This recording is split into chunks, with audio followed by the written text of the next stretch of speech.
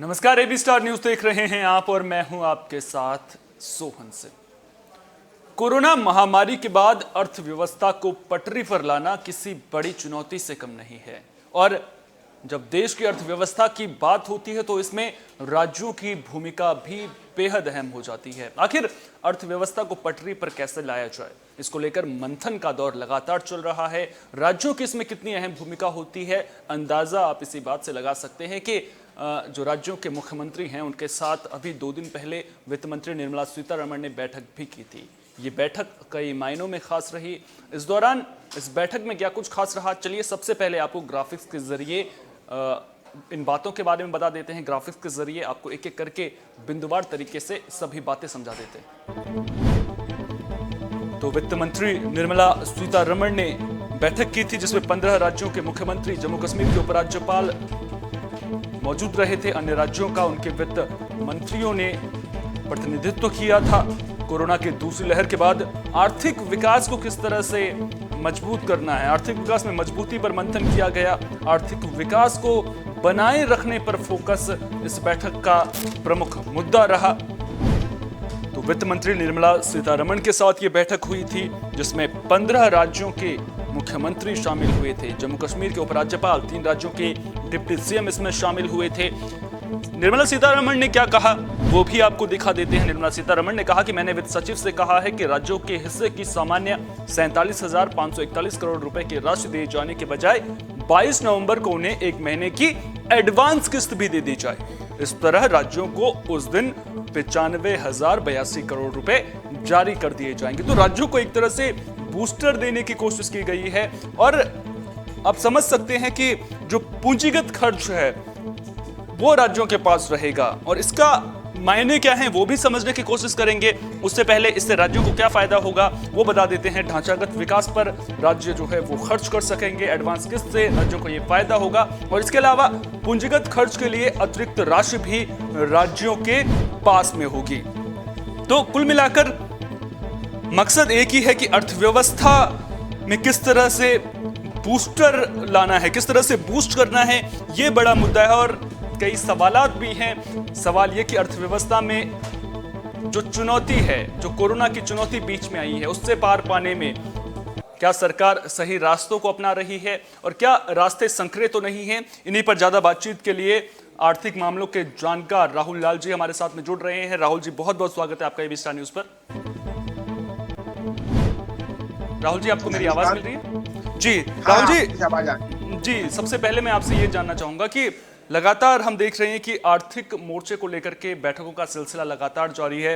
वित्त मंत्री निर्मला सीतारमण ने राज्यों के मुख्यमंत्रियों के साथ बैठक की है। जिन राज्यों के मुख्यमंत्री नहीं थे उनके डिप्टी सीएम या फिर वित्त मंत्री बैठक में मौजूद रहे थे। आखिर सबसे पहले जिस तरह से एडवांस किस्त दी गई है इसके मायने क्या हैं और पूंजीगत खर्च जो राज्यों के पास रहेगा तो इसको मैं किस तरह से समझूं? क्या राज्यों के विकास में किस तरह से ये बूस्टर का काम करेगा? देखिए रावत जी, चूंकि हम लोग जानते हैं कि भारत एक संघीय व्यवस्था का देश है जहाँ पे कि केंद्र और राज्य दोनों एक जो है कि दोनों मिलकर एक तरह से सरकारों का निर्माण करते हैं। जब हम लोग कोरोना के मामले को अगर देख रहे थे तो कोरोना के स्थिति में एक तरह से केंद्र सरकार के भी उनके भी आय के साधन में बड़ी कमी आ गई थी और राज्य सरकार के आय में भी बड़ी कमी आ गई थी। तो स्थितियां ये थी कि आप अगर मैं दर्शकों को याद दिलाऊं तो दर्शकों को याद आएगा कि जैसे ही एक तरह से लॉकडाउन खुल रहा था पिछले साल, ध्यान में होगा कि लॉकडाउन खुलते ही या लॉकडाउन की स्थिति में ही राज्य सरकारें जो है कि वो जैसे ही केंद्र सरकार की तरफ से आदेश मिला कि शराब की दुकानें खुल सकती हैं, दूसरे अन्य चीजें खुल सकती है, तो उन लोगों ने तेजी से खोला। इसका कारण यह था कि एक तरह से वो राजस्व के भारी एक तरह से कमी के दौर से गुजर रहे थे।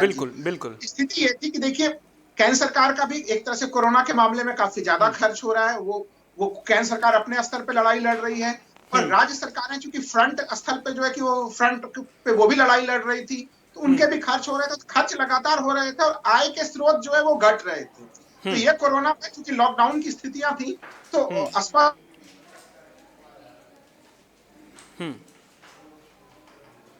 तो फिर वैसे स्थिति में स्थितियां बिगड़ रही थी।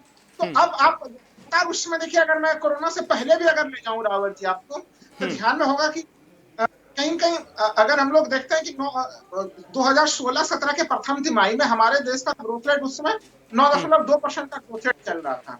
लेकिन अंतर्राष्ट्रीय स्थितियां, तरह की दूसरी परिस्थितियों के बाद कोरोना काल से पहले ही हमारा ग्रोथ रेट 3.2% पे आ चुका था। तो मैं ये बताना चाह रहा हूँ कि एक तो कोरोना, और कोरोना से पहले भी हमारी अर्थव्यवस्था की स्थिति बहुत बेहतर नहीं थी। तो उस बिल्कुल। स्थिति में की लड़ाई लड़ी, और राज्यों का क्या होता था कि राज्यों को जीएसटी के रिफंड जो उनका संवैधानिक अधिकार था वो भी नहीं मिल पा रहा था। तो उसको चूंकि लेकर के कई बार मांगे भी की थी, ममता बनर्जी ने भी आवाज उठाई थी, कहा था कि जीएसटी बकाया जो है सरकार नहीं दे रही है, तो उसको लेकर के मांग भी उठाई गई थी राज्यों के द्वारा उस दौरान। बिल्कुल बिल्कुल सही कह रहे हैं। अलग अलग राज्य सरकारें मांग करती थी कि भाई हम्म। हमारा जीएसटी का जो कम से कम बकाया है वो दे दीजिए हमें। बिल्कुल। लेकिन जो ये जो वित्त मंत्री का घोषणा है उसी संदर्भ में से समझना पड़ेगा कि हम्म। एक स्थिति ऐसी थी जहां पे राज्यों को उसके संवैधानिक अधिकारों के पैसे भी उसमें देने की संकट की स्थिति आ रही थी। तो स्पष्ट है कि राज्य की आर्थिक गतिविधियां भी कम थी उस समय। देखिए, आर्थिक गतिविधियां जब एक तरह से स्लो डाउन की स्थितियां पैदा होती है, जब ऐसी स्थिति पैदा होती है, तो उस समय लोगों की परचेजिंग पावर कैपेसिटी काफी घटी हुई होती है। हमारे आपके पॉकेट में पैसे नहीं होते कि हम लोग बाजार में ज्यादा खर्च कर सकें, क्योंकि जॉब कट्स भी हो रहे थे, तमाम तरह की चीजें हो रही थी। तब ऐसी स्थिति में जिम्मेवारी बनती है केंद्र सरकार की और राज्य सरकार की कि वे अपने खर्चों में वृद्धि करें। जब राज्य सरकार और केंद्र सरकार खर्च में वृद्धि करेगी, तो केंद्र सरकार ने तो अपने खर्च में वृद्धि की, ठीक। लेकिन राज्यों के वृद्धि नहीं हो रही थी। ऐसे स्थिति को निर्मला सीतारमण ने जो घोषणा की है 97,000 रुपया राज्यों को रिलीज करने की, कि 47,000 करोड़, 95,000, 47,000 करोड़ तो एक तरह से का हिस्सा था और बाकी एडवांस रकम। एडवांस किस्त के रूप में, अच्छा। ठीक है। उस दृष्टि से काफी महत्वपूर्ण है कि ठीक राज्य है। सरकारें भी काफी खर्च कर सकेंगी। ठीक है, एक सवाल मैं आपसे लेना चाहूंगा, आपने खर्च की बात करी, अच्छा दो खर्च का मैं जिक्र करना चाहूंगा। एक होता है राजस्व खर्च, यानी कि सालाना जिस तरह से आपका बनाया जाता है कि यहां पर खर्च होंगे। दूसरा होता है पूंजीगत खर्च।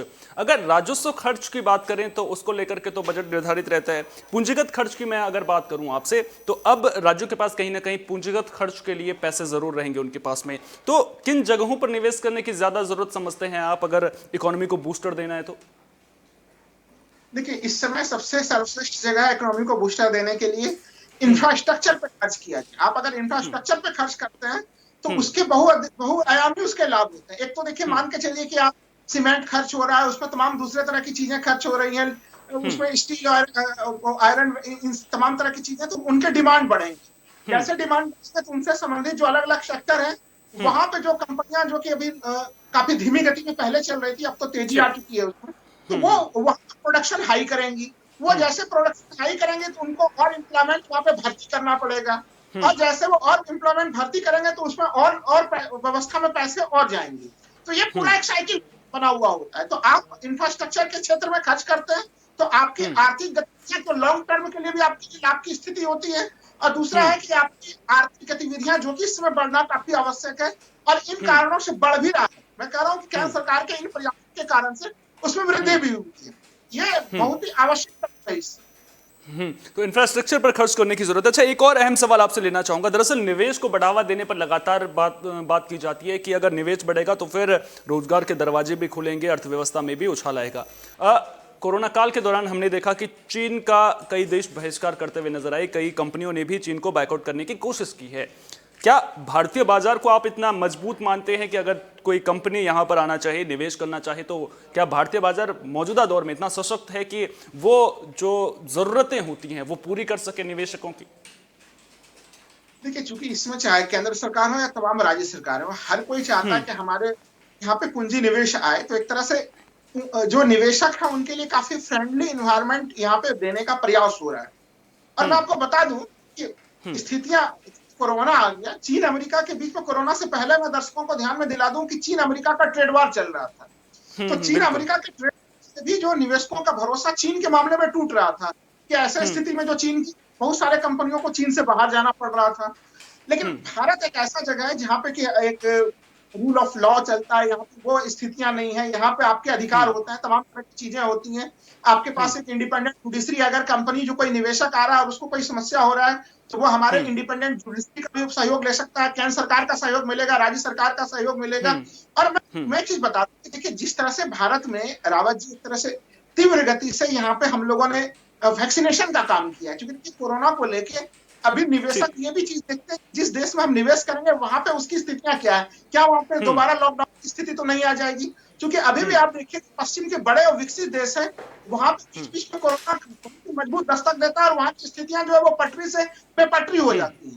तो ये कुछ ऐसी स्थितियां हैं जिसके कारण से मैं मानता हूं कि भारतीय बाजार एक तरह से दुनिया के निवेशकों के लिए एक उपयुक्त मार्केट है। इस ठीक है, इस वक्त जिस तरह की स्थितियां हैं, परिस्थितियां हैं, उस हिसाब में भारतीय बाजार जो है दुनिया के निवेशकों के लिए किसी वरदान की तरह साबित भी हो सकता है। चलिए, मैं ये बात मानता हूं, लेकिन कमियां भी तो होंगी ना सर। अगर बात की जाए, सस्ती लेबर की बात की जाए, या फिर टेक्नोलॉजी पर भारतीय बाजार खरा उतरता है। देखिए, सस्ता लेबर के मामले में तो है, लेकिन देखिए अर्थव्यवस्था की जो मैं भारतीय अर्थव्यवस्था में जो अभी इस समय कमी चल रही थी, जो कि धीरे धीरे अब खत्म हो रही है। हमारी अर्थव्यवस्था डिमांड की कमी यहाँ पे थी, मांग की कमी, क्योंकि हम लोग जानते हैं कि भारतीय जो हमारा जीडीपी का निर्माण होता है रावत जी, हमारा जीडीपी का 60% हिस्सा वो खपत के माध्यम से ही तैयार होता है। तो जो ठीक। खपत वो हमारा घटा हुआ था। अब लोगों के इनकम धीरे धीरे बढ़ रहा है, लेकिन क्योंकि उस समय लोगों ने लॉकडाउन की स्थितियां देखी है, परिस्थितियां देखी हैं, तो उन स्थिति परिस्थितियों में लोग अभी भी जो युवा है तो काफी खुल के खर्च करते थे, वो उस तरह से खर्च नहीं कर रहे, वो बचत कर रहे हैं। तो ठीक है, बचत करने की दूसरे कुछ लाभ भी मिलेंगे हम लोगों को, लेकिन हाँ, इस कारण से डिमांड की कमी थी, और उस डिमांड की कमी में अभी इसमें जो महंगाई का मामला उठा हुआ, क्योंकि आप कह रहे हैं कि कमियां क्या है, तो जो महंगाई जैसा बड़ा मामला है, क्योंकि अभी भले अलग अलग राज्य सरकारों ने वैट भी कम किया, केंद्र सरकार ने एक्साइज ड्यूटी कम किया, लेकिन उसके बावजूद भी महंगाई अब बड़े अंतराल पे ऊपर चल रही है। उसको थोड़ा नीचे करने की जरूरत है, क्योंकि आरबीआई भी बार बार कहता आ रहा है कि हमारे अर्थव्यवस्था को अगर सही ग्रोथ आपको देना है, सही दिशा देना है, तो आपको महंगाई के ऊपर कंट्रोल करना पड़ेगा, तो उसको और कंट्रोल करने की जरूरत है। लेकिन अगर इन सब चीजों को हटा दिया जाए, तो जो आप कह रहे हैं सस्ता लेबर, तो भारत बिल्कुल सस्ता लेबर देने में भी सक्षम है। नंबर चूंकि यहाँ पे वो है, हम लोग एक बड़े आबादी वाले देश है, तो वो संकट नहीं है। दूसरे संकट की स्थिति कि हम लोग अभी चीन और दूसरे जगहों पे देख रहे हैं कि वहां पे अभी भी जो है कि वो कोयला के कमी के कारण एक तरह से बिजली की संकट की स्थिति वहां बनी हुई है।